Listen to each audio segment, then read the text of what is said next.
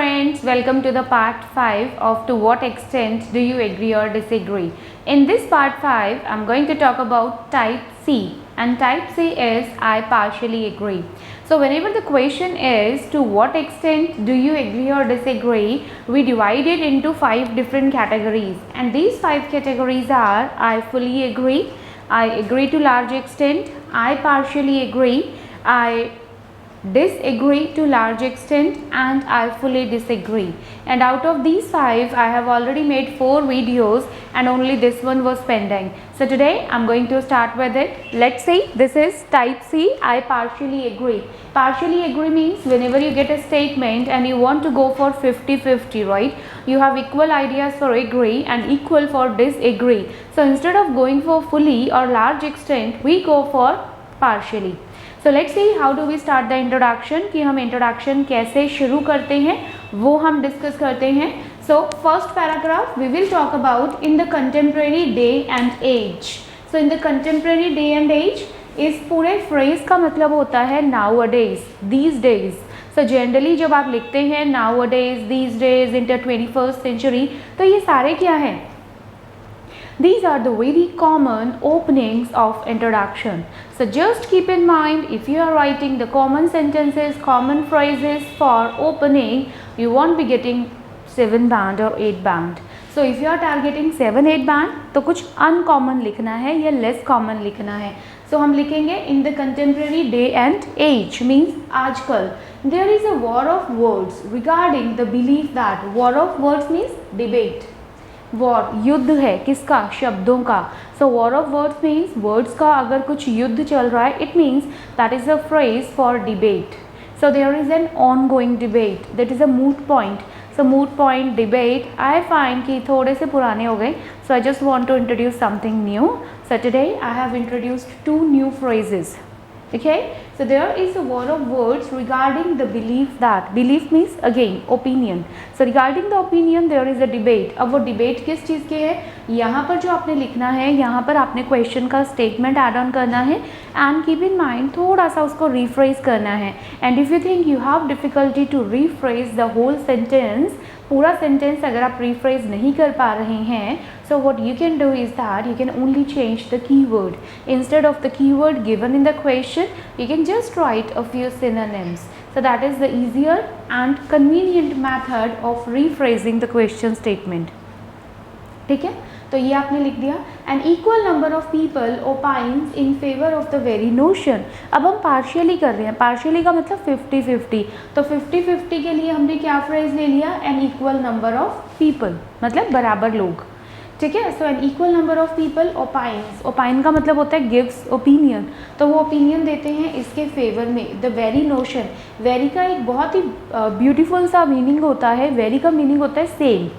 एक तो वेरी का मतलब होता है बहुत, जो कि कॉमनली हम यूज़ करते हैं, very much, I love you very much, right. लेकिन एक वेरी का मीनिंग होता है क्या? Same, right. Regarding the same notion. Same मतलब वही जिसकी हम यहाँ बात कर रहे हैं. Notion means opinion. तो इस ओपिनियन को लेकर के जो बराबर लोग हैं वो फेवर में हैं और अगेंस्ट में हैं. However, others are hesitant to it. Again, this is a new word, hesitant. Hesitant means doubtful or against. Okay, so this I've tried to use some new words so you get a good vocabulary and something that you can improve your lexical resources. In the contemporary day and age, war of words, equal number of people, very notion, hesitant. Hesitant means disagree. The following paragraphs would cast light on my personal perspective along with an apt example. The following paragraphs, following मतलब जो paragraph अब हम नीचे लिखेंगे उस paragraph के अंदर हम डिस्कस करेंगे. कास्ट लाइट, कास्ट लाइट का मतलब क्या होता है? डिस्कस करना, राइट, या एक्सप्लेन करना. हम क्या एक्सप्लेन करेंगे? एक तो मैंने अपना पर्सनल ओपिनियन देना है. ओपिनियन के लिए हमने क्या वर्ड ले लिया? Perspective. Perspective means opinion, view point. Along with, और इसके साथ हमने क्या ऐड ऑन करना है? N apt example. एप्ट का मतलब होता है सूटेबल, क्योंकि जो एग्जाम्पल हम देंगे वो सूटेबल या रेलिवेंट ही होगा. तो हमने यहाँ पे दे दिया एप्ट एग्जाम्पल. ठीक है, और हमने कोशिश करनी है यहाँ पर वुड लगाने की. If you want to use will cost वो भी आप कर सकते हैं, but wood is a more formal word, so I prefer to use wood personally. Clear हो गया आपको? So this is the introduction you can say कि आजकल के टाइम पर एक डिबेट है इस टॉपिक को लेकर के। हमने टॉपिक बता दिया किसको लेकर के, बराबर लोग इसके फेवर में हैं और बाकी जो बराबर ही हैं बचे हुए वो अगेंस्ट हैं। अब नीचे पैराग्राफ में मैंने अपना ओपिनियन और एग्जाम्पल देना है। So this is the perfect example जो आप लिख सकते हैं without wasting your time, and that again to be the best one because examiner again look forward always for your lexical resources about your phrases that are already there sufficiently. Now when we start our second paragraph we usually give personal opinion. हम second paragraph की जो opening करते हैं वो personal opinion से करते हैं. So second paragraph I partially welcome the statement. Partially मतलब 50-50 और welcome का मतलब क्या होता है? Agree. So I partially accord अगर आप लगाना चाहते हैं, I partially agree with the statement, I partially accord, agree, harmony, आप कुछ भी लगा सकते हैं, but I have taken welcome. I partially welcome the statement that के बाद यहाँ पर आपने अगेन क्वेश्चन को रिफ्रेश करना है. multifarious reasons, multifarious का मतलब many, various. So various reasons, many reasons, umpteen reasons are responsible for my outlook. तो बहुत सारे रीजन्स हैं जो रिस्पॉन्सिबल हैं मेरे आउटलुक के लिए. आउटलुक का मतलब क्या होता है? ओपिनियन. सो बहुत सारे रीज़न हैं मेरे इस ओपिनियन के लिए. क्या रीज़न है वो हम डिस्कस करेंगे. The first and most important one is the first and most prominent. Prominent means important. तो फर्स्ट और जो मोस्ट इम्पॉर्टेंट रीज़न है वो क्या है, यहाँ पर आपने अपना जो रीज़न 1 है वो आप लिखोगे और मेक श्योर जो भी आपका रीज़न होगा सिर्फ पॉइंट्स नहीं देने हैं, आपने उसे सपोर्टिव आर्ग्यूमेंट के साथ एक्सप्लेन करना है. तो यहाँ पर आप क्या लिखेंगे? एज अ रिजल्ट के साथ सपोर्टिव आर्ग्यूमेंट आपने देना है. सेकेंडली आप यहाँ पर सेकेंड रीज़न को एक्सप्लेन करेंगे. सेकेंड रीज़न कि अगर आप इस स्टेटमेंट को एग्री करते हैं so what are the reasons that are there in your mind at the time of agree. फिर आपने यहाँ पर भी क्या करना है, उसका जो सपोर्टिव आर्ग्यूमेंट है आप उसे एक्सप्लेन करेंगे. अब आपने 2 रीजंस दे दिए, उनको अच्छे से एक्सप्लेन कर दिया, सफिशिएंट है. अब हमने एग्जाम्पल देना है क्योंकि कोई भी ऐसे हम बिना एग्जाम्पल के नहीं लिखते हैं. अब एग्जाम्पल यहाँ पे क्या आ जाएगा? To justify the standpoint. Justify means explain करना कि जो मेरा ओपिनियन है उसको और समझाने के लिए. Standpoint means opinion, right. So to explain the opinion there is an epitome of. Epitome का मतलब होता है बेस्ट एग्जाम्पल. अब वो एग्जाम्पल क्या है वो आप यहाँ पर जो है आप एक्सप्लेन कर दोगे. ठीक है. So this is all what you need to write in second paragraph. 2 reason, supportive argument, 1 example is sufficient. Now will talk about third paragraph. Third paragraph on second thought. On second thought means दोबारा से सोचना. अगर मैं इस topic पे फिर से सोचती हूँ तो a couple of reasons drive me to consider the opposite notion as well. A couple of means कुछ, सम. तो कुछ एक मतलब 2-3 रीजंस हैं जो मुझे ड्राइव करते हैं. ड्राइव मी का मतलब होता है सोचवाना, मतलब किसी चीज़ पे आपको फोर्स करना कि सोचने के लिए. So there are a few things that you can not ignore, जिसको आप इग्नोर नहीं कर सकते हैं.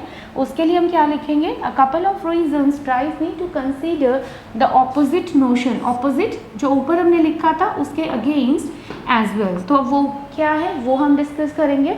अब ऊपर पैराग्राफ में हम ऑलरेडी फर्स्टली सेकेंडली यूज़ कर चुके हैं. So in the same paragraph we are not going to discuss firstly and secondly again. अब हमने यहाँ पे क्या लिखा है? Straight away हम start करेंगे reason 1 and this reason 1 is for disagree. Reason 1 दे दिया, उसका consequently के बाद उसका supportive argument आपने दे दिया, moreover हमने लगा दिया. फिर second reason, क्योंकि connector लगाना जरूरी है. आपने एक और second reason जो लिखा है उसके बीच में आप connector जरूर लगाएंगे. So moreover is another connector and फिर उसको explain करने के लिए supportive argument. So generally one example is more than enough for an essay. So here we need not to give an example. ज़रूरत नहीं है. But at the same time if you think that can we give or not, yes you can. If you have an example, if you have the word limit with you, if you have time remaining with you before submission of your task, so you can give an example here.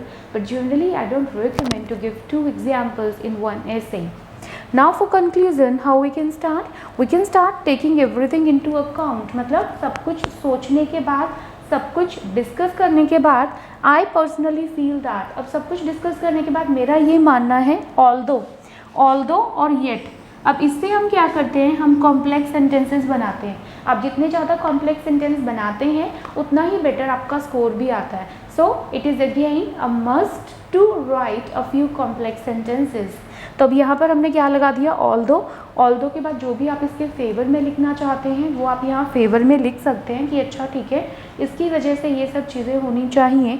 Yet लेकिन the downside should not be glossed over. Downside means disagree, कि जो उसके नुकसान है या जो भी इसकी वजह से नेगेटिव डेवलपमेंट हो रही है या वॉट एवर इट इज़, सो जो डाउन साइड है उसको इग्नोर नहीं किया जाना चाहिए। ग्लोज्ड ओवर का मतलब क्या होता है, इग्नोर करना, राइट। तो इसके जो नेगेटिव्स हैं वो इग्नोर करने की ज़रूरत नहीं है, ठीक है। तो मेरे ख्याल से अब आपको ये समझ आ गया होगा, this is how you can write for partially agree.